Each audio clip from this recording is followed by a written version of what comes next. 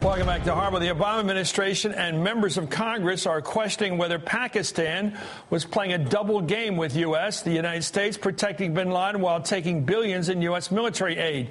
But Pakistani officials themselves don't seem to be too concerned that the most wanted terrorist on the planet was living openly in their country. They're more outraged, believe it or not, that the U.S. carried out this mission without notifying them.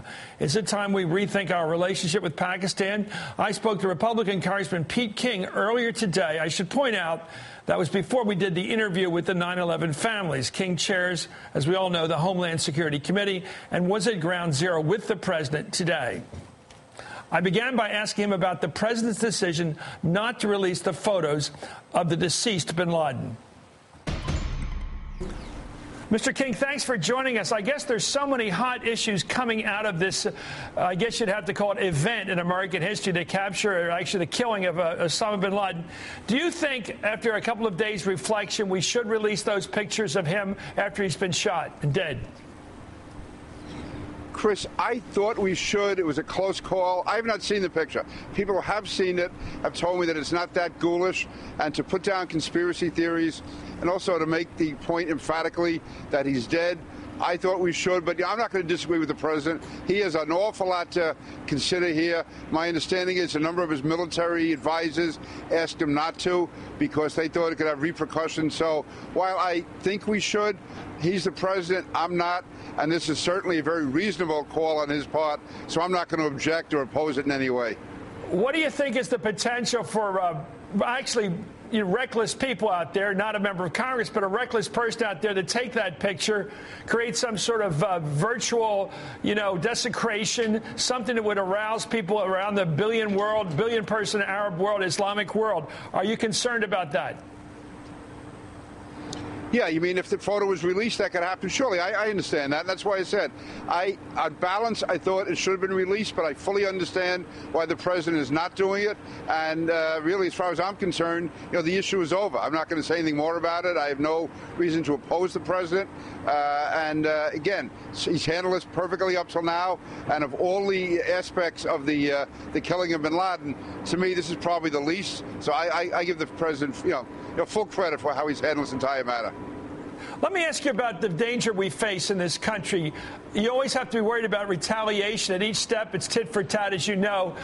Have you gotten any word from Homeland Security, or do you have any questions yourself about the possible retaliations that might be coming in the days ahead to show that there's still, life to al-Qaeda, for example? Yeah, Chris, that is a real concern. But here's the thing. Al-Qaeda, is very difficult for them to order a quick attack from overseas. They usually take a lot of time for al-Qaeda to prepare something coming from overseas. What we're more concerned would be a homegrown terrorist, a lone wolf, someone who's already here in this country. But I can tell you, as soon as the president let it be known that bin Laden was killed, the FBI, Joint Terrorism Task Forces all over the country, Homeland Security, I can tell you here in New York, Commissioner Kelly with the NYPD, out in Nassau County where I'm from, they started ramping up immediately, and they're looking at any possible area of trouble. Security has definitely been heightened, and right as of this moment, as far as I know, and I try to stay in constant contact with this by the hour, there are no credible threats right now. There's a great old New York term. It's a Yiddish term, chutzpah. And I think it was exploded again the other day when the Pakistanis complained, the generals, that we had captured Osama bin Laden. And they didn't. In fact, they didn't look like they were trying too hard. What is your sense of Pakistan now as a quasi-ally? How would you square their behavior or lack of action on al-Qaeda and Osama bin Laden and their claim to being our ally against terrorism? Yeah, Chris, it's very difficult for them to have any credibility. Over the years, my position has been that Pakistan is so strategically located that even though our relationship was far from perfect, it was more positive than negative for us, that it was more to our advantage to keep the relationship than not. But I tell you, after the events of this past weekend, when we found out that bin Laden was there in this outsized, oversized mansion, so close to their military academy, so close to their intelligence agencies, living amongst retired military and intelligence officials, because that's basically who populates that area.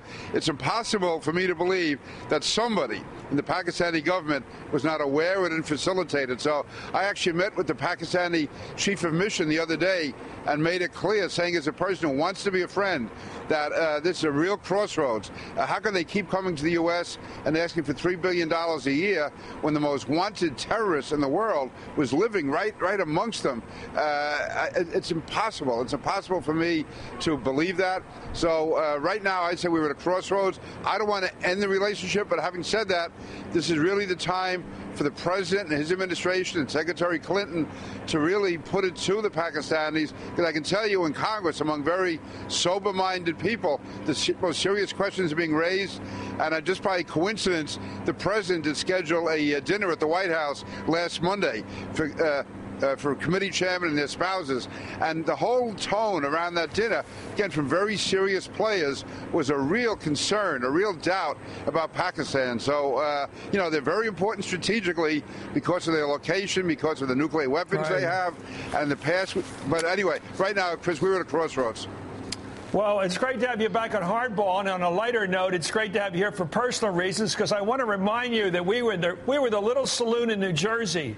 Remember that little saloon you started your worldwide career in? Hardball. It's good to have you back to the old saloon in Jersey. Thanks for coming back on. It's great Congressman to be here. Peter King, Chairman of the Homeland Security Committee. Thank you, sir. With us now is Democratic Congressman Charlie Rangel of New York City. He was also at Ground Zero today. I saw him in the crowd. Mr. Rangel, thanks for joining us. You're stuck with the question of dealing with Pakistan. Are they our friend? Do they harbor our enemies? Or what? I really want to believe they're just incompetent, because it doesn't make any sense at all for us to put trust and billions of dollars in a country that can't explain why in the devil they had no indication in all of these years that the guy was located within a stone's throw of their military installations. And so I think we have to, what former President Bush has said, trust but verify. We just got to have to monitor them as we would. You know, I've been in law enforcement as a prosecutor, and sometimes we get involved in hiring informers that can't be trusted. But you got to use them, you need them, and you just have to monitor them. That's all. Let me ask you about this controversy about releasing the photo. I've expressed my view, which is don't release it. What's yours? The photo of the deceased killer. I don't see any good reason why the president should have released it. And I have problems with people who really just want to see the gory picture. Me too. And wondering what is going to make them feel good about seeing a picture where a man's face is half blown off. For those people who doubt where that is actually guy, I'm convinced that there's enough evidence with DNA and so many other things and witnesses that they don't have to worry about whether they got the right guy. But looking like pictures like that and having it exposed to your kids and your grandkids, I don't see where any good can come out of it. I'm with you, sir. Thank you so much, Congressman Charles Rangel. It's great to have you on, sir, as always. Congressman Charles Rangel of New York.